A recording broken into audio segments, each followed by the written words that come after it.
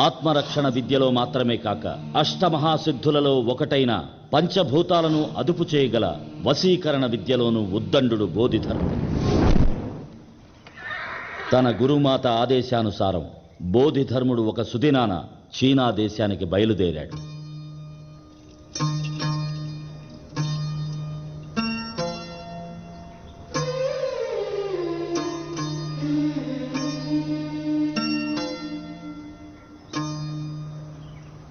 గురుమాతలను చీనా దేశమునకు పంపుటలోని అంతరార్థము లోకోపకారము గ్రహించిన మాతాపితరులకు నా కృతజ్ఞతాభివందనములు.